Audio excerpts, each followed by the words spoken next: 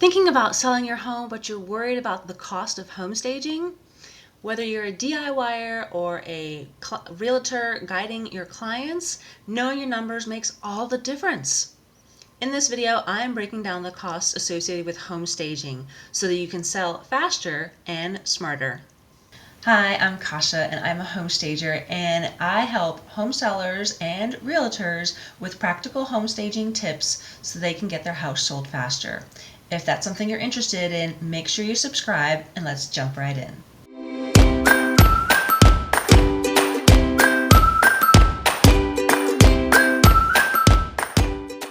So why does home staging matter? Home staging, if you don't know, is basically the process of showing off your home and to the most amount of buyers and appealing to those buyers, because what you want to do is basically you're going to neutralize your decor so that they can imagine themselves living in it. If you have certain things in your home that maybe be distracting, maybe it's not something that they like or do. Now, I know a lot of you are going to argue with me that it shouldn't matter what the decor is because some people can see past it. Now, to be frank, there's only about 10% of you who can see beyond the clutter, the decor, the colors. The other 90% need to be shown how you can make this house look really nice and appeal to the most buyers. And that's what we're trying to do, because the more buyers you appeal, the more offers you will have and more showings so that you can sell your house faster. So according to some real estate statistics, I want to share with you that why staged homes sell faster. The first statistics I have for you is that 81% of staged homes were easier to visualize for the buyer. They can see themselves living in it. 81%. That's a lot of people, right? That when it's staged, they can see it. It goes along with my statistics of 10% can see things, 90% have to be shown how the house can be used. Another statistic I want to share with you is that of the staged homes, 48% of them had a decreased time on the market. Had some, whether it was great or a little bit. 48%, 50% almost of those houses basically got sold faster because they were staged. And one more statistics to share with you is that 20% of those buyers would offer 1 to 5% over asking price. Now, who wouldn't, as a homeowner, be giddy about getting more than what you thought you were going to get for your house, right?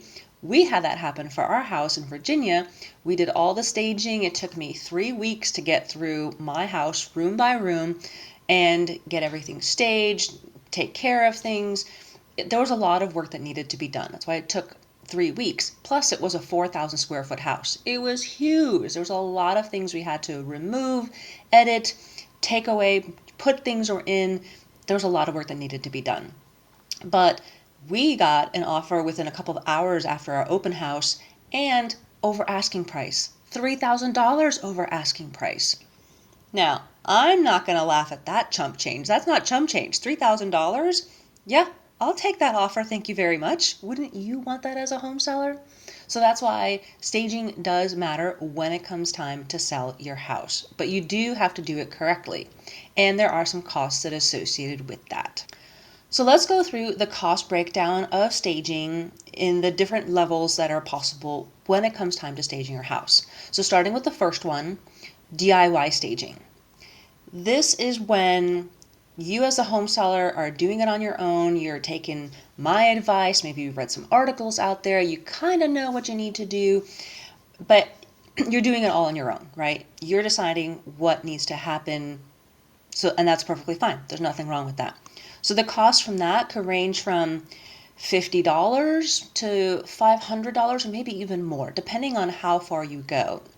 And that's the thing when you're doing a DIY, you may be contacting a pro, maybe you're having a carpenter come over to come fix something or an electrician. It really depends on what it is that you're working on. But those kinds of costs can entail things like maybe you're getting some new bedding, maybe you're getting towels, maybe you're getting some decor, artwork maybe, right? And that's all that's needed to help you sell your house. Now, This can also include cleaning supplies if you are cleaning your home or maybe you're hiring out. There's a lot of different things that you may not think about that you're like, oh, well, I have to do this, I have to clean, I have to power wash, I have to do this, so all those costs add up when you're doing it yourself. And this is an ideal situation for those of you who are on a tight budget. Maybe you are doing most of the work yourself, but time is money, right? You know how that works. So whether you have the time or the money, that's where it comes down to if you're on a tight budget. So the different second type of staging is if you do a consultation with a pro, right? Like whether myself, someone else in your area, online, maybe it's a realtor, a friend, whoever the professional is to help you stage your house.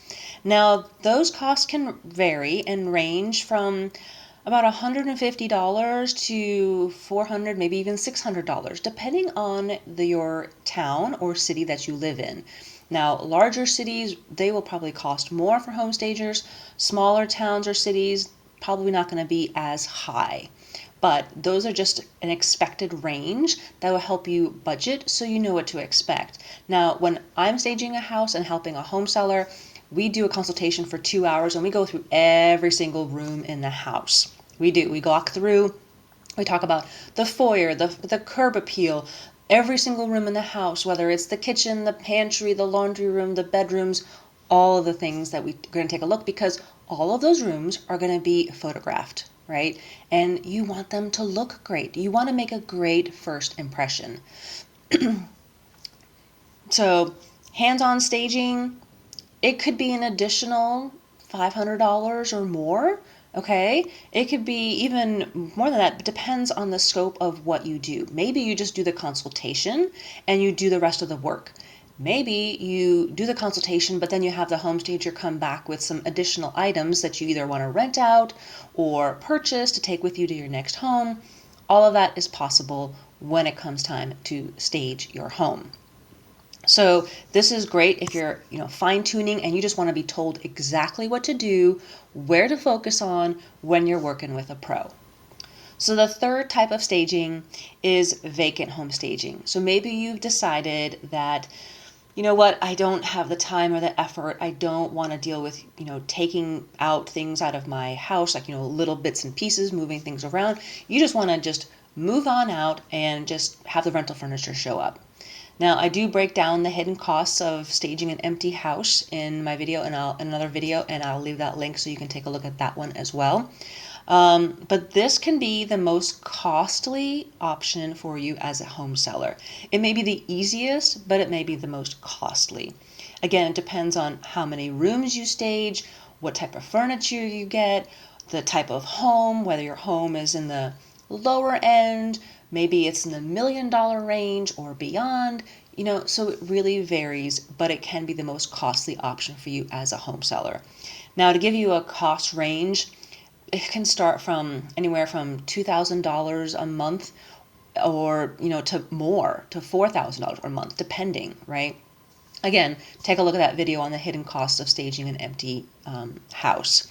So it depends on the rental duration. Like maybe you're renting for 2 months, maybe 3 months, because maybe your home is on the higher end and you expect it to take a while because the buyer's market is, a smaller pool of people when you're in the $1 million range versus the $300,000 to $400,000 range.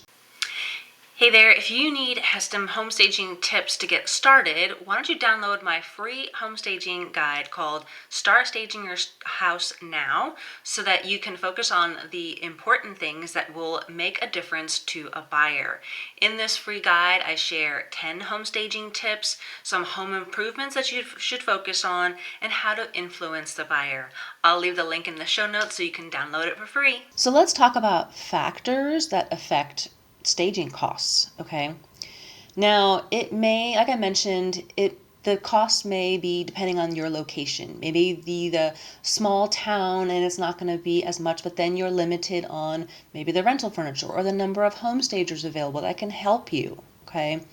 Maybe it's the home size. Maybe it's a smaller home, or it's a condo or a townhome, or maybe it's, a 5,000 or 6,000 square foot house. That can vary on the price of your home and the cost associated with staging it. Like I mentioned, the rental duration is one thing that that may be an issue for you. For maybe you have to. There's a minimum sometimes. Sometimes it's 1 month. Sometimes it's 2 months, depending on the company, and that's what you want to take into consideration when you're staging your house. And the level of service. Now, again, if you do it yourself versus maybe have a pro help you for a little bit, or maybe they help you the whole entire time, or you do parts and pieces. I worked with homeowners where they wanted to help me while I was staging it, and that's perfectly fine, but that's how I work as a home stager. Not every home stager allows that. Some of them just say, no, we're going to take it from here. But so you definitely need to look at the contracts, if they have any, of what is expected, what is a homeowner supposed to do, what is a home stager going to do. So definitely take a look at that as well. So how do you save money without skimping on things to get your house sold? Start with a consultation and get professional advice on what you need to do. You may not realize that this thing over here in the back is really distracting. Maybe it's too big. Maybe you'd never noticed it. It just wasn't something you just said, oh, well, I had to have that. I had to use that. But when it comes time to staging your home, it's going to look and feel different than what you lived in it. Okay. We're decorating to sell, not decorating to live. And that's what I want to emphasize with you as a home seller, to understand why some of the editing that needs to be done to each room needs to happen. Because again, we're trying to appeal to the most amount of buyers. So you definitely want to start with staging the most important rooms, like the living room, the kitchen, the master bedroom, and the dining room. Those are the main areas where everyone in that household uses, right? But then, yes, you still got to think about the other ones, but you definitely want to get your focus on those 4 main rooms. You definitely want to consider decluttering and depersonalizing, which is a major thing that a lot of home sellers don't believe they need to do or don't think about until they're pointed out. So that's why, as a professional, that's one of the things I will help you focus on. Okay, we need to remove this. We need to move this here, that you can replace it with this thing. And it's great to have someone to kind of bounce ideas off of each other, right? Using what you already have is another way to save money without skimping. So if you have certain things, that's why I recommend staging your house while it's occupied.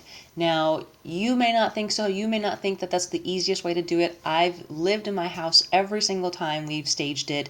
And while, yes, it is inconvenient, but it's only for a short amount of time. Your stuff will come back. It will, I promise you.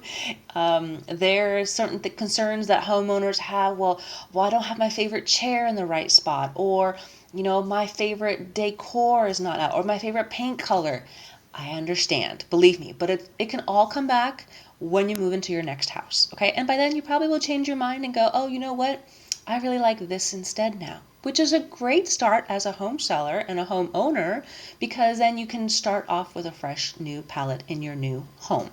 Another way to save money without skimping is focus on your curb appeal. You definitely want to take a look at your lawn, your flower beds, make sure those are, there's fresh mulch, that the porch is cleaned, swept, those types of things, that the bushes are trimmed, the lawn is cut. All that stuff you can do yourself or hire a neighborhood kid to help you with that maintenance if you need it. So staging doesn't have to break the bank. There are so many things you can do yourself, and it can speed up the sale of your home. Whether you're investing in a full service package or just getting help from a professional to tell you exactly what you need to do, you'll get a leg up on the competition by staging your house in the first place. If this has helped you, please give it a like, a thumbs up, and subscribe to my channel so that you get more home staging tips so that you can make your house look irresistible to buyers. Hope you guys have a fantastic week, and we'll talk to you later. Bye!